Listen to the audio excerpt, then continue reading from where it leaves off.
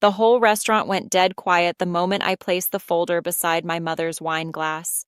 22 years of silence, and now here we were, in a private dining room full of relatives, every single one of them holding their breath like they were waiting for a storm to break. My mother had just finished telling the table that I'd abandoned the family, that I'd been hoarding my grandmother's money like some greedy little thief. My twin sister sat at the far end of the table, looking too skinny, staring at nothing, not even daring to meet anyone's eyes. My father's jaw was moving like he was chewing on something he could never swallow. I laid 2 fingers on top of the folder. I still didn't open it. What I pulled out of that folder is the exact reason my parents haven't spoken to me since. But to really understand how I ended up standing in that room, you've got to go all the way back to the night they decided one daughter was enough. Welcome back to Calm Drama Stories, where we tell the kind of family stories that stick with you long after the table's been cleared. I'm Charlotte. If a story ever made you feel a little less alone, drop a comment and make sure you subscribe. Before anybody tries to tell you who I am, let me tell you myself. I'm a large animal vet in Marrow Creek, Wisconsin. Population just under 4,000, and most of them are dairy folks. I pull calves at 3 in the morning. I've had my arm inside a heifer up to the shoulder while sleet came sideways through a barn door. So when people ask me whether confrontation scares me, I usually laugh. Blood doesn't scare me. People who smile while lying to your face, that's a whole different story. My husband Sam welds and helps run 40 acres we lease from the co-op. We've got 2 kids. Mia is 7 and asks why about everything. Eli is 4 and truly believes every dog in the county belongs to him. We're not rich, but we are rooted. And that word matters, because for a long time, I wasn't rooted anywhere at all. I built this life with my own 2 hands and a borrowed truck. I never once asked the people who raised me for help after the first 12 years. They wouldn't have helped anyway. I'd made peace with that. Or at least I thought I had. Then, one Tuesday in February, I was standing at the clinic sink, washing iodine off my hands, when my phone lit up with an Iowa number. I almost didn't answer. Telemarketers love that area code. But something made me wipe my hands on a paper towel and pick up. There was a pause on the line. A breath. One I hadn't heard in 20 years. Then a voice, careful and soft, the kind of voice you'd use to talk to a horse you weren't sure might bolt. Charlotte. Honey, it's your mother. I set the towel down real slow. My mother does not call me honey. My mother does not call me at all. I was standing there in that bright little room that smelled like antiseptic, and I swear I felt the floor of my entire steady life tilt about 3 degrees. Whatever she wanted, it wasn't me, because you don't just forget the night your parents give you away. I was 12. It was spring. There was a suitcase by the front door that wasn't mine. Except it was mine, because all my clothes were folded neatly inside it. I remember the smell of pot roast nobody was eating. My mother sat me down at the kitchen table in that same careful voice and said, "Charlotte, you're going to stay with Uncle Raymond for a while." A while? I held on to that word like it was a railing. I asked how long. My father, who was reading the paper, didn't even look up. We'll see how it goes. My twin sister, Whitney, was upstairs with her tutor. There had been a science fair that month. She'd won state. There were ribbons on the fridge, a new desk lamp in her room, and a feeling in that house like the future had finally arrived. And there was only enough room in the car for one of us. I wasn't a troublemaker. I need you to understand that. I liked insects. I drew horses in the margins of my homework. I wasn't some nightmare child. I just wasn't a prodigy. And in that house, those 2 things had somehow become the same. Raymond's truck pulled into the driveway around 7. My mother walked me out with her hand resting lightly on my shoulder like she was afraid pressing too hard would make it real. She kissed the top of my head and said, "Be good for your uncle." Then she went back inside before the truck had even backed out. I watched the kitchen window as I sat in Raymond's truck. The light was warm and yellow. Through the glass, I saw my mother lift the pot roast off the table and carry it to the trash, scraping the plates, cleaning up, carrying on with the evening like nothing had happened.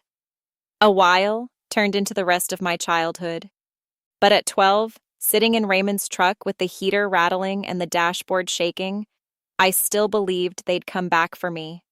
They didn't. I need you to understand the math of that house, because everything that happened later was built on it. My parents had twins, and they decided early on that twins were a portfolio. Whitney tested into the gifted program in second grade. I didn't. From that day forward, the resources moved in one direction. Whitney got the tutors, the math camps, the violin. She eventually quit the violin. I got hand-me-downs and a library card. Nobody was cruel about it. That was the worst part. Exactly that. Nobody was ever outright cruel. And that's what made it so hard to even name.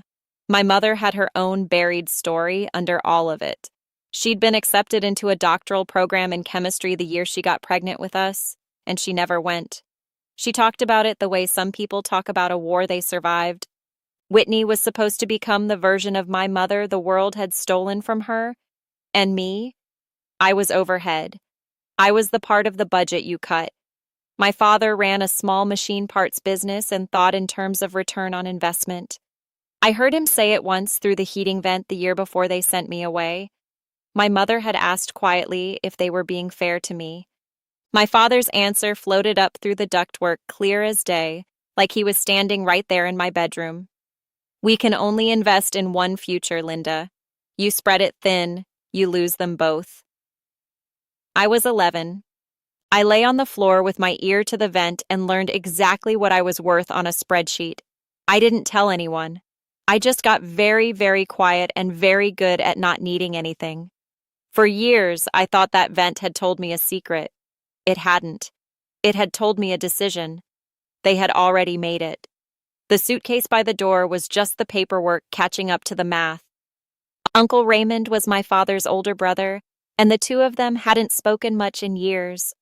Raymond had left the city for Derry, and my father considered that a failure of ambition. So when Raymond took me in, my parents probably got to tell themselves I'd landed somewhere lesser, which made it easier for them to stop thinking about me altogether. His farm sat about 40 minutes outside Marrow Creek, and I cried into a pillow that smelled like a stranger for the first week. Raymond and his wife Diane didn't push. Diane just kept setting a third plate at dinner as if I'd always belonged there. The second week, Raymond knocked on my door before dawn and said, "Cow's calving. You can watch or sleep." I watched. I held a flashlight while a heifer strained and Raymond talked her through it in a low, steady voice. And when that wet, impossible calf finally slid onto the straw and shook itself awake, something in my chest came loose, something I didn't have a name for yet. Diane taught me that you feed people whether or not they've earned it. Raymond taught me to show up at 3 o'clock in the morning for things that can't speak for themselves. Neither of them ever once made me feel like overhead. By the end of that first year, I had stopped flinching when someone reached toward me. I made a promise out behind the milk house. The kind of fierce, stupid promise only a 12-year-old can make. I swore I would never need my parents for anything ever again. I would build a life so solid they couldn't take a single brick out of it. And I kept that promise for 22 years. What I didn't plan for was the day they'd come looking. Not to take a brick, to take the whole house. And the only person who saw it coming was the one relative I thought had forgotten I existed. The work saved me. By 14, I could give a calf an injection without my hands shaking. By 16, I was the one Raymond sent into the barn alone. Animals don't grade you. They don't care if your sister won state or if your parents decided your future was less profitable. They just need you to be steady and on time. And I could be both. Somewhere along the way, I figured out I wanted to be a vet. And once I knew it, I chased that dream like a dog chasing a thrown ball. But there's one thing that still cracks me open every time I think about it. The cards. 3 or 4 times a year, an envelope would show up at the farm, addressed in a looping, old-fashioned hand. Inside would be a card, and sometimes a folded $10 bill, and a few lines that always ended the same way. Thinking of you, love, Grandma. My grandmother Eleanor was my father's mother, and somehow, against the whole tide of that family, she had decided not to forget me. She never said a bad word about my parents in those cards. She didn't have to. The very fact that the cards existed said enough. While my mother and father were busy acting like I had vanished into the air, Eleanor kept a string tied between us, one card at a time. I wrote back about the animals. She wrote back asking their names. When I got into vet school, she sent a card that simply said, "Of course you did. I have it still."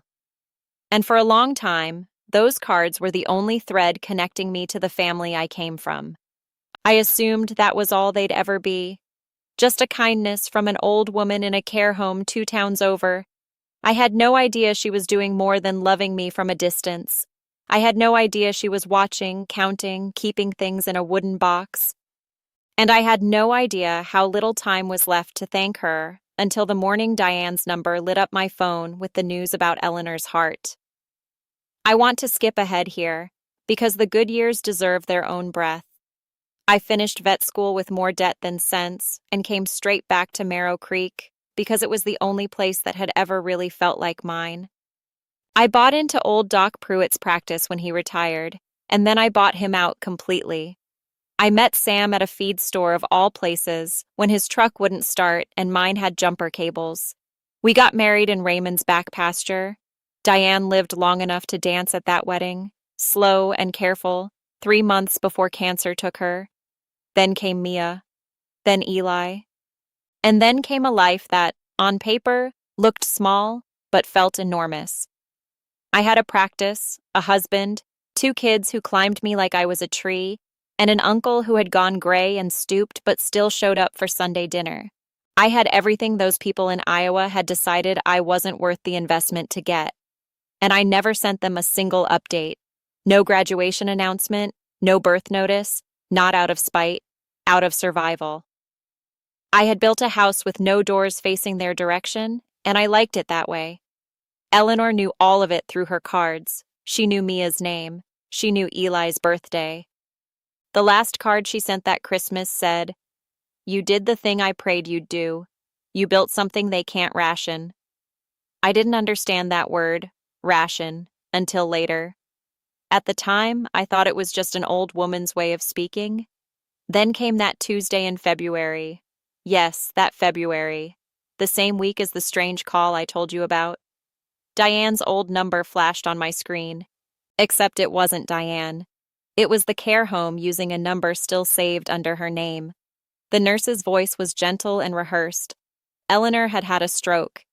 If I wanted to see her while she could still see me, I needed to come now. I left the clinic with iodine still on my hands. The care home was 40 minutes on the other side of Marrow Creek, and I drove it in 30. Eleanor's room smelled like lavender lotion and floor cleaner. She looked small in the bed, smaller than the last time I'd seen her. The stroke had pulled one side of her face down like wet clay, but her eyes found me, sharpened, and her good hand lifted weakly off the blanket toward me.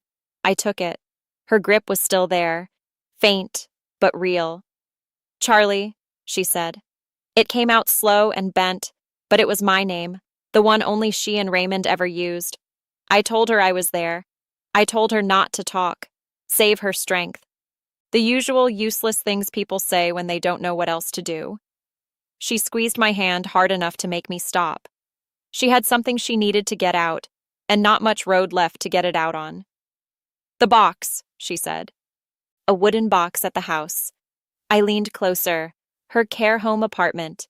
She meant the little one she'd kept before this last decline. "There's things in it," she said, each word costing her. "Things you need to know when I'm gone. Promise me you'll open it yourself. Don't let your father near it." I promised. I would have promised her the moon if she'd asked. She looked at me for a long moment, and the working half of her mouth pulled into something almost like a smile. "Good," she said. "Now they can't ration you." There was that word again.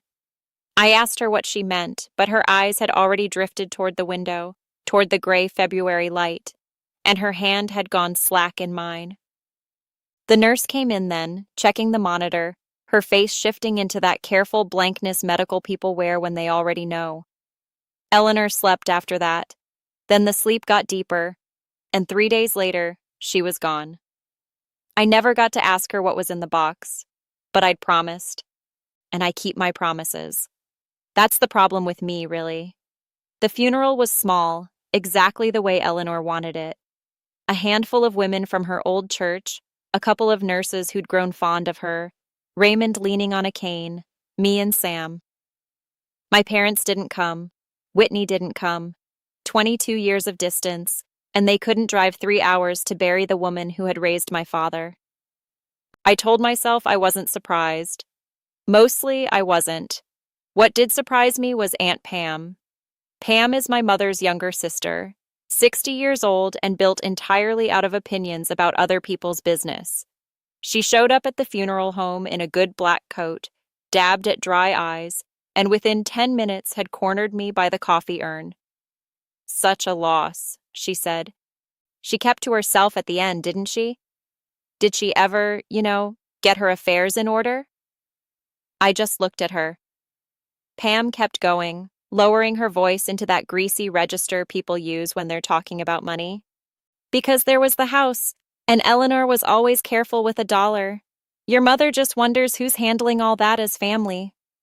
There it was. They hadn't come to mourn. They'd sent a scout. I told Pam the lawyer was handling it, which was true. And I watched the word lawyer hit her like a dropped plate. She recovered fast. "Well, I'm sure it'll all be fair," she said, in a tone that meant she intended to make sure it was fair to the right people. She squeezed my arm and clicked off in her heels to find better reception for whatever call she was about to make.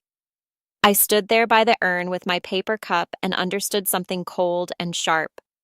My grandmother wasn't even in the ground yet, and the family that had written me off had suddenly remembered my address. The only question left was how much they thought was inside that box.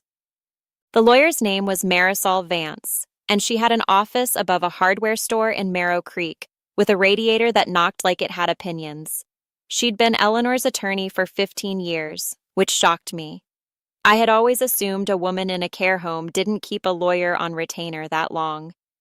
Marisol wore reading glasses pushed up into gray hair and had the calm, unhurried manner of somebody who'd watched too many families behave badly over inheritances. She slid a folder across the desk. "Your grandmother was specific," she said, "and she was organized. I want you to understand this before we go through any of it. None of this was last minute. Eleanor had left me the bulk of her estate. The care home apartment was nothing, but she had owned her old house outright, a tidy little place she'd rented out for years, plus a savings account she had fed steadily for 2 decades. The total made my ears ring. It wasn't life-changing money to a banker. To a rural vet with school debt and 2 kids, it was a different sky entirely. But Marisol still wasn't done. She set 2 more things on the desk. A sealed letter with my name written across the front in that looping hand. And a wooden box, the lid worn smooth. Exactly the box Eleanor had made me promise to open myself. She left instructions, Marisol said. "You open the letter and the box alone." Then she added a clause. And I'm being frank with you. In 15 years, I've drafted that clause maybe twice. She looked at me over the rim of her glasses. A no contest provision. Anyone who challenges the will and loses forfeits anything they might otherwise have gotten. Your grandmother seemed to expect a challenge. I asked, "From who?" Marisol didn't even blink. She didn't say, but she told me to make it airtight, and she told me to make sure it went to you and only you. I drove home with the sealed letter sitting on the passenger seat and didn't open it. I wanted to be alone, the right kind of alone. When I finally did sit down, I'd barely placed the letter on my kitchen counter before that Iowa number called again. I let it ring twice while I decided what kind of person I wanted to be on that call. Then I answered. My mother's voice spilled out warm as syrup and just as sticky. "Charlotte, honey, I've been thinking about you so much. Life's too short, isn't it? We heard about your grandmother, God rest her, and it just, well, it put everything in perspective." I said nothing. Silence has a way of making liars keep talking. Your father and I have regrets, she went on. We weren't perfect. Nobody is. But you're our daughter, and we'd love to put the past where it belongs, behind us. She let that sit there for a beat, then dropped the hook so smoothly I almost admired the nerve. We want to have a family dinner. Everyone. You, Whitney, the aunts, a fresh start. Will you come? And I want to be honest with you here because I know people say they would have hung up right away. Maybe you would have, but 22 years is a long time to carry a hole where your parents should have been. And some animal part of me leaned toward that warmth before my brain caught up. Then I heard it, the timing. My grandmother, 3 weeks gone, a fresh estate now in my name. And suddenly all this lovely perspective. People do not get sentimental on schedule, they get sentimental on deadline. I asked her evenly what had changed. There was the tiniest pause. We're not getting any younger, honey, she said, and family should help family. There it was, help. The words sitting under all that syrup like a knife under cake frosting. I told her I'd think about it. She said she loved me before hanging up for the first time in 22 years, and it landed on me like a coin tossed to a beggar. I stood in my kitchen looking at Eleanor's sealed letter on the counter and thought, why,